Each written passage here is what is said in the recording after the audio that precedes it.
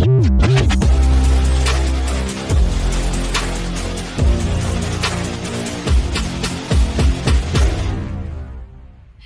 and welcome to Week 5 of Jets Final Drive. I'm your host, Jeane Coakley, and as always, I am joined by the one and only SNY NFL insider, Connor Hughes. And today, we're bringing in the big guns for today's show. We're also joined by Joe Caporoso of the Turn on the Jets and Badland podcast. Joe, you picked a good week to show up.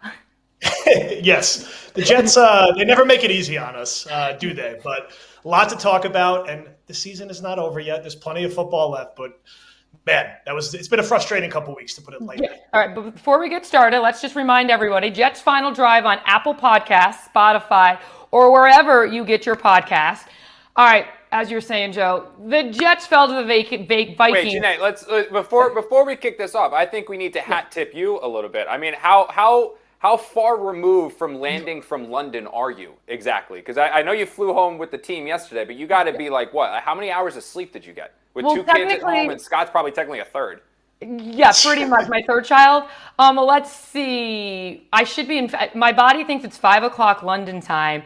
We landed at midnight, Newark Airport. Got home at 1:30. Got the kids off to school. Scott has practice. My parents just left because they were here babysitting. So yeah, top of the hour. No, that's Irish. I don't even know what I'm saying. See? So bear with me, guys. I'm going to let you guys do the heavy lifting, okay? So, as we know, I was in London. The Jets were in London. Not the best ending. Jets ended up losing to the Vikings 23-17. The Jets are now 2-3. They haven't worked out many of their issues that have been plaguing the team since week 1. And they now face the AFC East leading Bills for a Monday night matchup. However, though, if they win that, then they're tied for first to the AFC East, or I think they actually win the AFC East, leading the AFC East. All right, so my first topic is, Connor, I'll start with you. Is the Jets season slipping away at 2-3?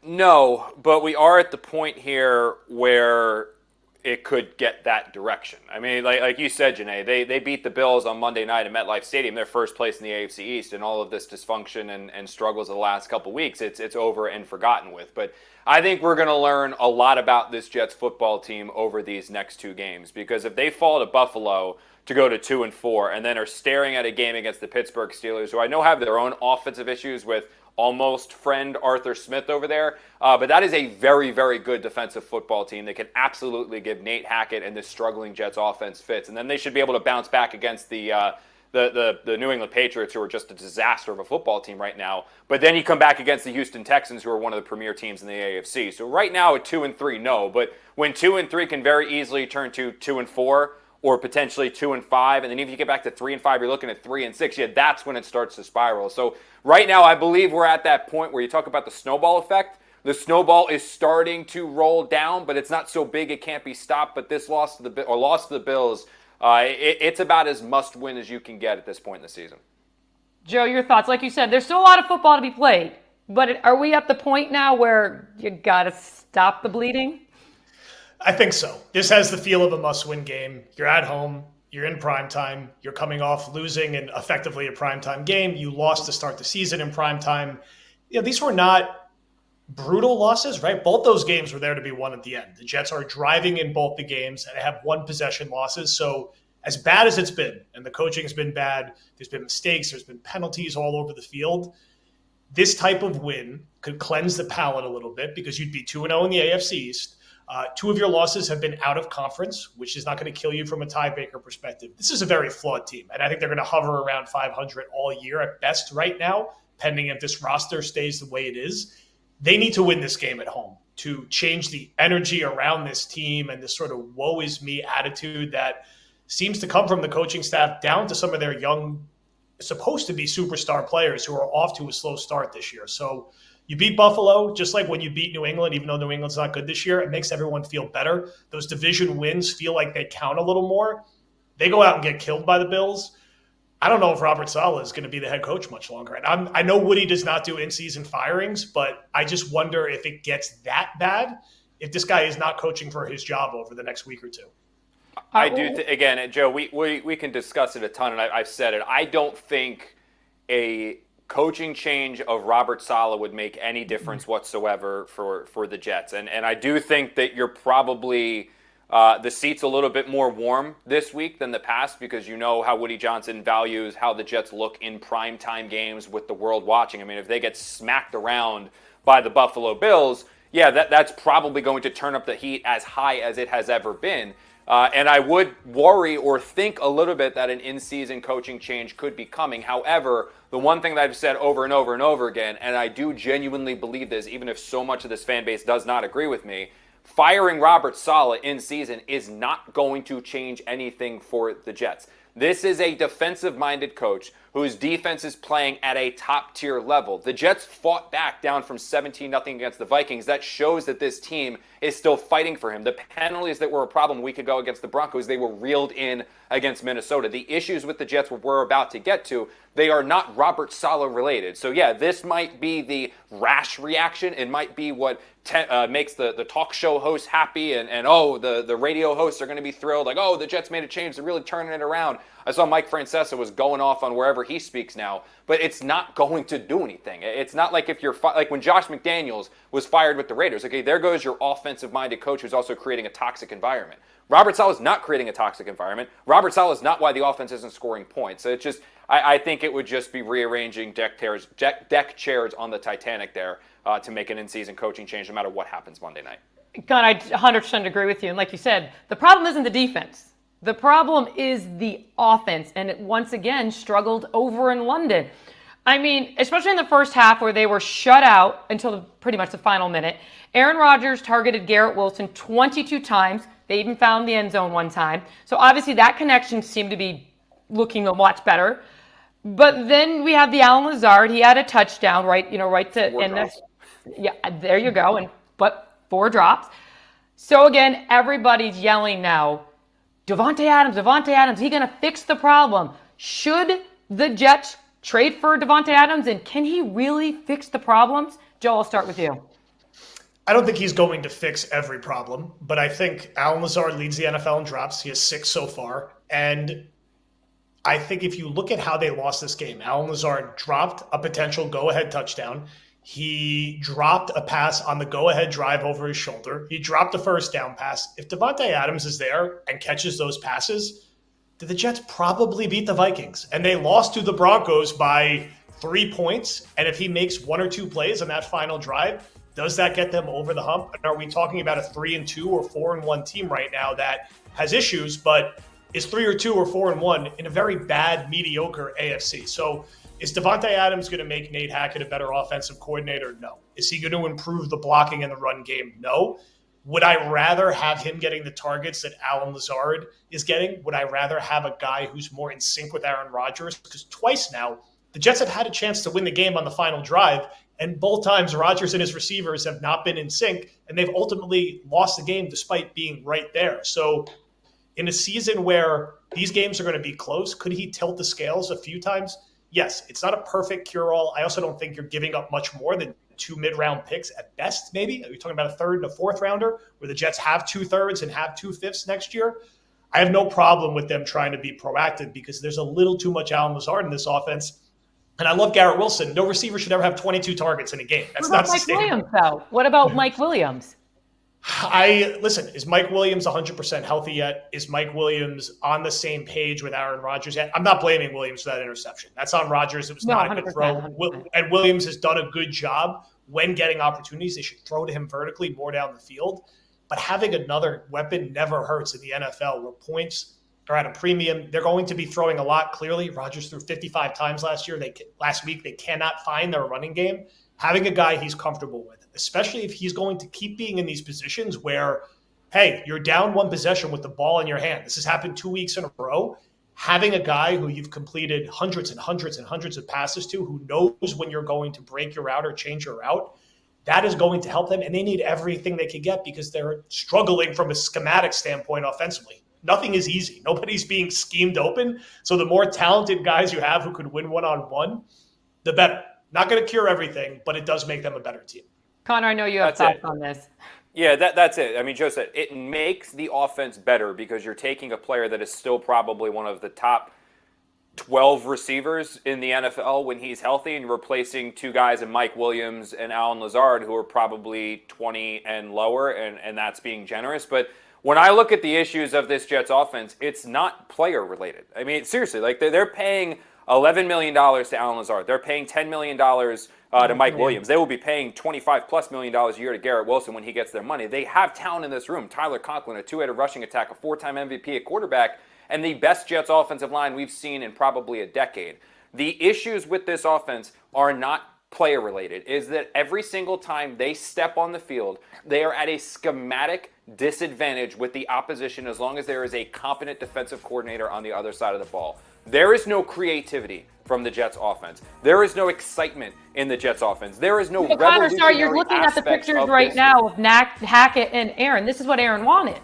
Yeah, well, that's the thing. But again, there's nothing revolutionary or unique about the Jets offense. They line up and basically say, Garrett Wilson, Mike Williams, Allen Lazard, Tyler Conklin, you guys get open and we'll try to figure it out. They're not scheming guys open. Watch the San Francisco 49ers. Watch the Green Bay Packers. Watch the LA Rams, even though they're struggling this year. Watch the New York Giants against the Seattle Seahawks last year. They had Darius Slayton, Wan'Dale Robinson, and Jalen Hyatt as their three starting receivers, but Brian Daboll put forth a game plan that got those guys open despite the fact they were at such a talent disadvantage. And the reason why the Jets aren't doing this, it's because this is their game plan. This is what they want. Aaron Rodgers did not enjoy, when he was with the Green Bay Packers, the number of motions and all the confusion that Matt LaFleur deployed. That was not what he wanted. What he wanted was an offensive scheme that lined up, no motion, get us to the line, let me see the defense, and let me go out there and we'll beat guys that way. Okay, I guess, but 31 other teams in the NFL all want the motion. 31 other teams all want the pre-snap confusion on the defense. That's how you create guys getting open. Again, DJ Reed and Sauce Gardner, two elite-level corners. How were the Vikings and Kevin O'Connell able to get Justin Jefferson open? You saw him matched up against Tony Adams. You saw him matched up against Oliver. How? Because they were scheming him into those situations. The Jets don't do those things. They just don't. And the one defense that they had of this basic offensive philosophy that they deploy was look at the Philadelphia Eagles. The Philadelphia Eagles over the last 2 years did the similar things with Jalen Hurts. It was line up, no motion, just go play. The Eagles fired that entire offensive staff to bring in Kellen Moore and implement the more creativity and the excitement and things of that nature. And I know things aren't working too well with the Eagles right now. They got issues with Sirianni, issues on defense, issues with Bryce Huff being invisible and all that stuff. But the biggest concerns with the Jets right now is that, like I said, every single week they are at a schematic disadvantage. And when they play teams that are significantly more talented than Jeane, we talked about this last week, they will beat those teams. But when they play teams that are on par with them schematically, coaching is what makes the difference. And offensively, not defensively, offensively, I don't see any game where the Jets are going to be able to scheme themselves to a victory. And we're not talking about playoffs. We're talking about a playoff run and Super Bowl chase. I don't see the Jets getting there with or without Davante Adams because of the issues they have schematically. And Joe, you mentioned the running game. I mean, they rushed for 36 yards as a team yesterday in London. Why can't they get Breece Hall going or Braylon Allen? What's going on with this running game? The offensive line has been very disappointing the last few weeks. I think they miss Morgan Moses more than people expected they would. I understand we're all excited about Olu Fashanu. He's a rookie, and there's going to be growing pains for him. But Breece could run the ball last year behind the line. I mean, Breece, I don't know what you guys think. Breece does not look right to me. I know he was dealing a little bit with an injury in the OTA period. He also looks like he's overthinking it a little bit. He's a little more indecisive. Even when he got to the second level a couple times yesterday, there's not that burst to break through and rip off that 30, 40, 50-yard run we've seen in the past from him. He just looks not quite as confident. And again, like he's overthinking it a little bit, and the explosiveness isn't quite there. Now, again, he has not been helped out over the past couple of weeks. I think the offensive line started the season very strongly. I think Simpson has kind of leveled out the last couple of weeks. I think getting Moses back eventually will help. It adds a different physicality and attitude to that line that they need up front.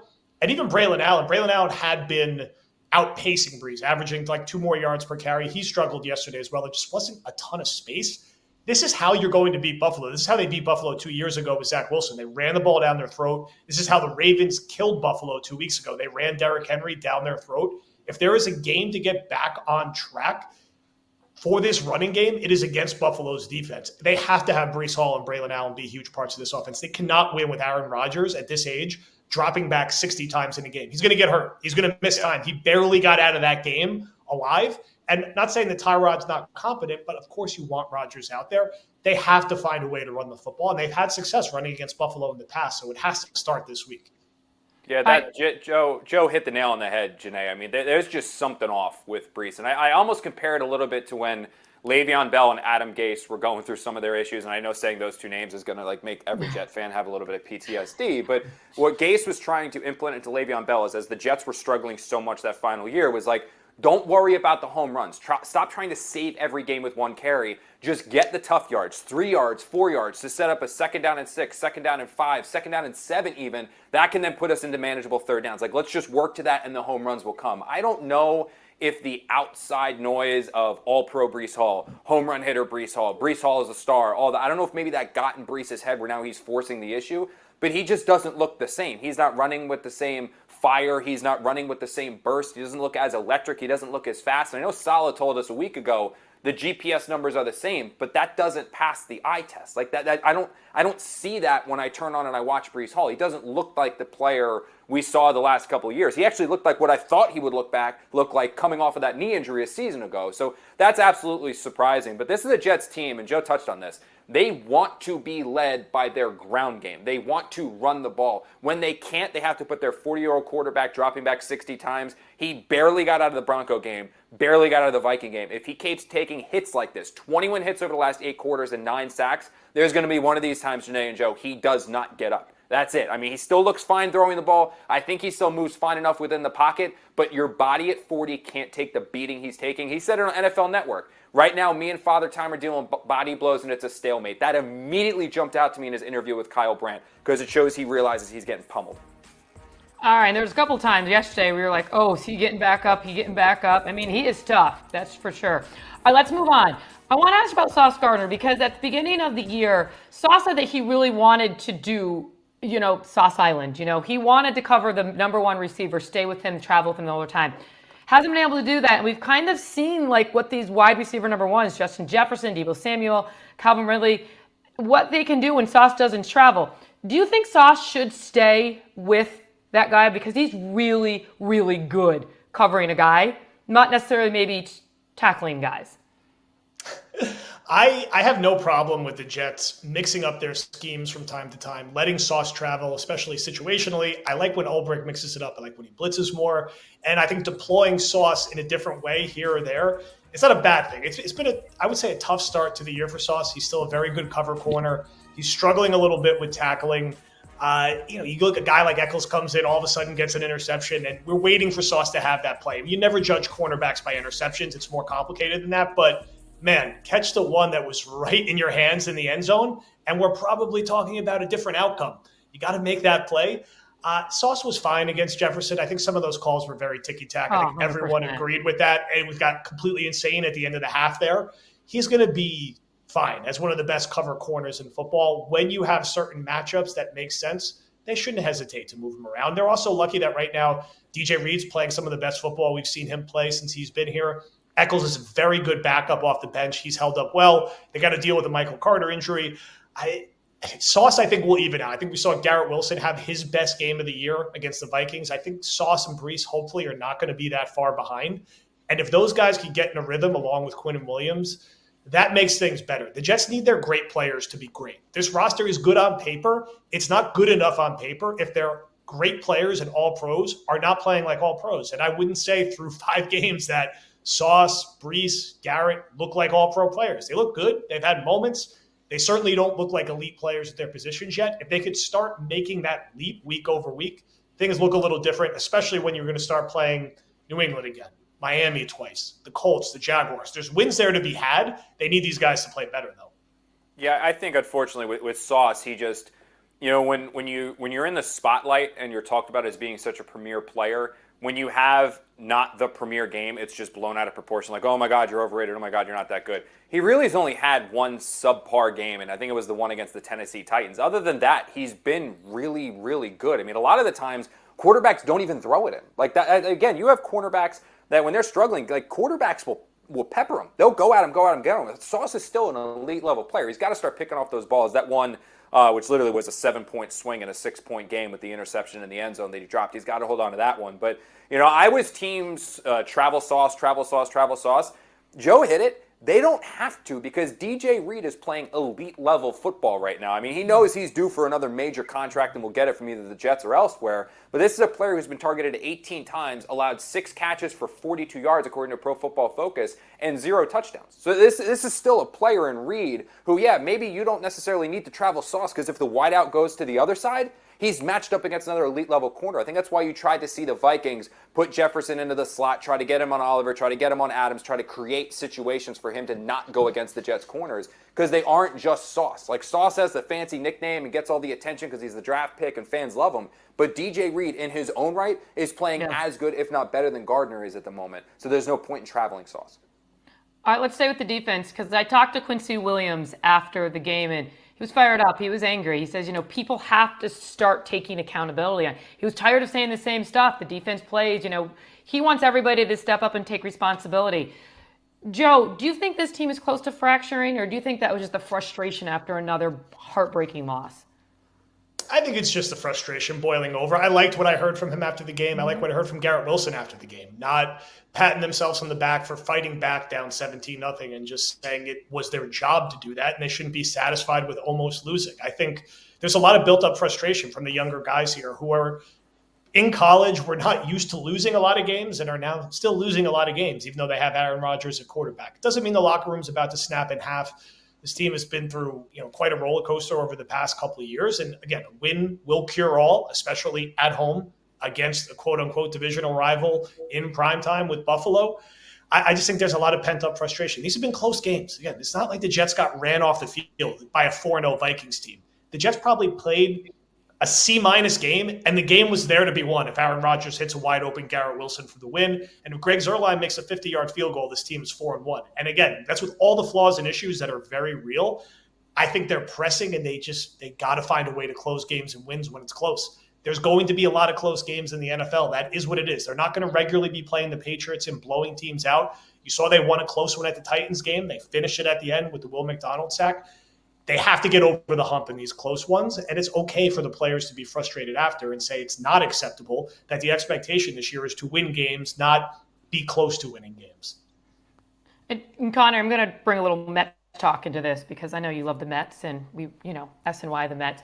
All right, it's funny. I was talking yesterday, man, because I also hate the Phillies. I know, I'm sorry. I love the Mets as much as I hate the Phillies. I know. I'm sorry. But listen, they're still there. They're in the game. They're still in the series. All right. The Mets were kind of in a similar situation at an early point of their season. John Erickson, our producer, he actually was with the Mets in London, and he said literally when they came back from London, everything started turning around. They also got the gift of Grimace and a Francisco Lindor team meeting. And they also won in London. That's a key. Well, Jets were close. Those moral victories. I'll give it to them. Connor, do the Jets need some sort of figure to bring positive energy to this team? Not necessarily like Aaron Rodgers meeting, but another team leader. Do they need Grimace to come to their locker room? What do you think? If you ask actually my wife Bree before we came on the show, she told me that maybe I should try being more positive. So maybe I'm the beacon of light that the Jets need to turn this thing around. I was like, I don't think that's necessarily how it works. I kind of just call it as it is. Maybe, or like Joe kind of touched upon, they just need to start playing better football. Like I think the defense is there. I actually expected the defense to take a legitimate step back this season. It's very, very rare that you have a group play consistent top 10 football year after year after year, almost always defensively, whether it was the Legion of Boom, the Ravens back in the day, the Broncos when they were really thriving. They always regress at some point. The Jets are still having this top 10 group. Credit to Jeff Ulbrich, credit to Robert Saleh, credit to Odin and Whitecott and all the other members of the staff, Rudy, all the other members of this defensive staff. The problem right now is just that the offense isn't pulling their weight. They're not. And we thought this was going to get substantially better when you insert a 4-time MVP at quarterback, but unfortunately it has not. And things just look off. Things don't look right. It looks like a challenge and a fight. Even when the Jets, even that Patriot game, which was probably the best offensive showing we've seen from the Jets this year, there were still points where you were like, yeah, you kind of expected a little bit more, and just things of that nature. So I don't know if they're going to have another funny little character come out of nowhere to help them out. But the big thing for me is just they need to start playing better football. They need to start playing better offensive football because despite the quarterback, everything else, it doesn't really look that much better yet. All right, let's look around the league because a lot of older quarterbacks have been having a resurgence this season. Look at Kirk Cousins. He was also coming off of an Achilles tear, threw for over 500 yards on Thursday. That was a crazy game, by the way. Joe Flacco threw for 3 TDs for the touchdowns. What do you make of their season so far, and why have these quarterbacks been able to have more mobility than Aaron Rodgers this season? Joe, will let you answer first. Look, it's a long season. I think they have better play callers and better schemes, without a doubt. And they've done a nice job adapting to new systems. Cousins started slow, and now he's clearly really picked it up. Flacco, he's just done this 2 years in a row now where he gets just dropped in and throws for a gazillion yards. And look, that story didn't end perfectly in Cleveland last year. And let's see how long it sustains this year. For Rodgers, he got him to the playoffs last year. He did. He did. I mean, look, Rodgers has to be better, and I don't think there's any question about that. I think he's clearly not all the way back to being comfortable, and he's old, and he's a little hobbled now. There's been some moments, but they're like just missing. It's fair as a Jet fan to want and expect more. Is he going to go throw for 500 yards like Cousins did? No, that game's probably a statistical anomaly. Can we get a 300-yard game? And more importantly, if you have the ball in your hand with a chance to win it, go win the game. If you would have told any Jets fan you're going to be 2-1 and 2 weeks in a row, you're going to give the ball to the offense with a chance to win the game. A field goal wins it or a touchdown wins it, and Aaron Rodgers is the quarterback, you would have signed up for it. And they're 0-2. It's not only Rodgers' fault, but that's what's supposed to be the differentiator is. We know what Robert Saleh is. We know what Nate Hackett is. We know what the defense is. The variable is that Rodgers is supposed to tilt the scales in these close games. And it hasn't happened the last 2 weeks. Now, if it happens the next 2 weeks and they beat Buffalo and Pittsburgh, no one's going to remember or care that they lost to Minnesota or San Francisco. It's not going to matter down the stretch. You win your division games, there's a division there to be won at maybe only 10 wins this year. No one's running away with this thing. They just have to start having Rodgers make that play late. That's what he's here for. Yeah, it's there. I think, honestly, those other quarterbacks you mentioned, they're being kept upright. That's it. I mean, Rodgers is 40. And I know a lot of people were talking about after the first couple games, he can't move, right? Like, he can't move anymore. He doesn't move like he used to. Okay, yeah, maybe he doesn't have as much speed as he used to. He can still move within the pocket just fine. He can still escape the pocket just fine. If he needs 5 yards and there's no one around, he can still run for the 5 yards, 10 yards and get it. That's no big issue. His arm's still as alive as ever. I know the Jets haven't taken the shots down the field. That needs to be added. But it's almost like the plays aren't being called or designed to go there. I don't know if that's Rodgers being gun shy. The bigger issue is the last couple weeks, he has gotten the hell kicked out of him. Like, he really has. I mean, the first 3 weeks of the season, Jets played the Patriots, who stink, but then 2 pretty good defenses in the 49ers and the Tennessee Titans. Rodgers was hit, I believe it was 10 times and sacked 5. Over the last 3 games, it's 9 sacks and 21 hits. That takes a toll. It's almost like the Denver Broncos and Vance Joseph, they put forth the game plan of the positionless defense, blitz like crazy, and the Jets had no defense of it. The Vikings came out, and yeah, the Jets protected it a little bit better than what they did against the Broncos, but he was still sacked a ton. He was still hit a ton. Like, when you're 40 years old, you can't take that beating. Like, he right now has 2 bum knees per his own admission and a sprained ankle per his own admission. Like, that's going to take your toll. Like, that's going to cause issues. That's when you see the rush and you know you're hurting, you're going to lean down a little bit and try to avoid it. So I don't look at this as like, oh, look at all these other quarterbacks having more success. I think they're in better systems in terms of calling plays, which, again, it confuses me why Rodgers didn't want to run the same offense LaFleur was running, because he literally won 2 MVPs doing it. But it's like, yeah, they're running better systems. They're scheming guys open, but they're also not taking the shots that Rodgers is right now. Taking the shots at 35 is still going to feel worse, let alone 40. All right, listen, but like we said at the beginning of the episode, they're 2-3, but they win Monday night against the Bills. That puts them in first place of the AFC East. I mean, it's AFC East. Miami Dolphins are lost without Tua. The Patriots are in rebuilding, so it's going to be between the Bills and the Jets. Are the Jets the favorites to win the AFC East if they win Monday? Joe? If they win Monday, I think at that point, being 2-0 in the AFC East and having the head-to-head, like, sure. And I don't know if that's like a huge statement in week 6, week 5 or week 6 or whatever it's going to be. But look, they beat Buffalo the last 2 years at MetLife with Zach Wilson at quarterback. Josh Allen is not healthy. I think it's going to probably be in the protocol all week. I don't really think he should be playing next week from what we saw on Sunday. And the Bills, they're no better than they were the past 2 years, right? We've seen them lose. They're coming off their own 2-game losing streak. The Jets win this game.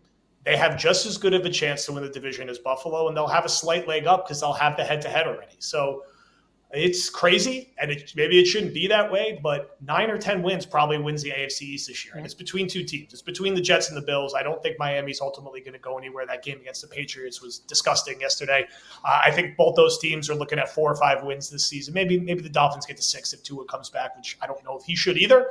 But for the Jets, it's a great cure-all win. And it's not actually going to cure all their problems, but it will feel like it. And there's no reason that they can't hang with and maybe beat that Pittsburgh team who has a hard time scoring points. And then you have New England, who you've already handled. So the season's not lost yet. It feels like it's lost because they've had 2 really tough losses in a row. You win in your division, you have a chance to get into the tournament in the AFC, and then you see what happens. That's it. They just got to beat the Bills. If you beat the Bills, then I don't know if I would say they're like the minus 250, minus 300 to win the AFC East, but they would be the favorites. Like, they would absolutely be the favorites. The problem and the flip side of this is if they lose. Because if they lose to the Bills, they fall to 2-4. The Bills get the leg up. Tua, from what we've heard, is going to come back, and when he does, that offense is going to be just as explosive. That offense that team still has 2 games against the Jets, where it's not like the Jets have now played the Dolphins without Tua, where they can leg that up. It all depends on when he comes back. But if the Jets fall to 2-4, knowing they still got to play the Dolphins twice, Tua's going to be coming back. They've already lost 1 to the Bills, and that would be a big moment for Josh Allen to win 1 at MetLife Stadium and have a good game against Robert Saleh, Jeff Ulbrich in this defense. That's when I think things are going to get very, very, very, very, very tense. Because the one thing that I think Joe and I can both agree on is, from a talent perspective, when you look at this roster, the Jets are not a 2-4 football team.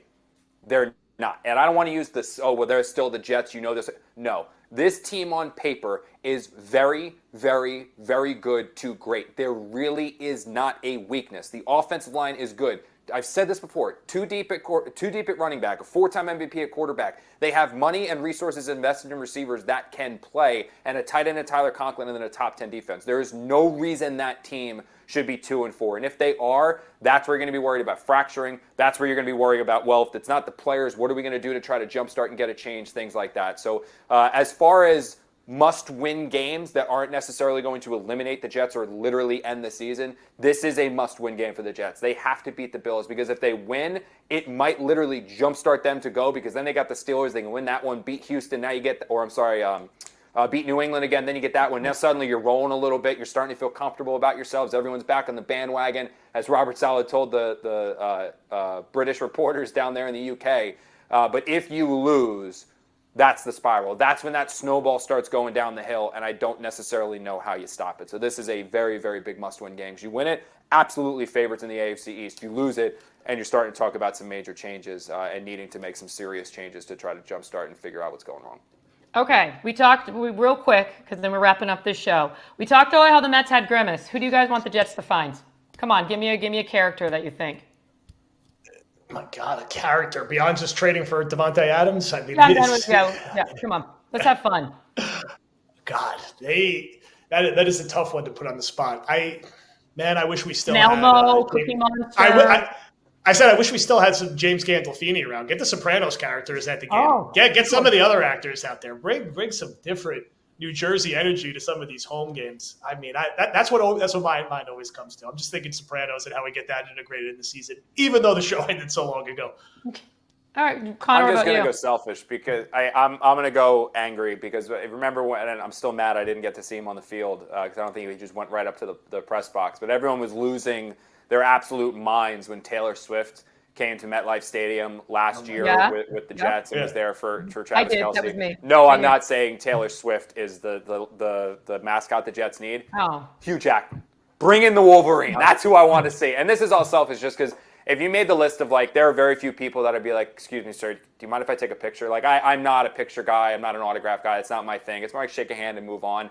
Hugh Jackman is one of the 5 on my list that I would be like, I need a picture with Wolverine. Like, that is my youth. So, yeah, just for only selfish reasons, bring Hugh Jackman in as Wolverine, as the Jets mascot. So hopefully I can see him on the field a couple of times and steal a picture. Okay, Hugh Jackman, James Gandolfini, if he was around, The Sopranos. All right, I got it. Just so you know, Joe, when I walk around MetLife Stadium, Or Rachel everybody wants to McAdams. take, That's the other one.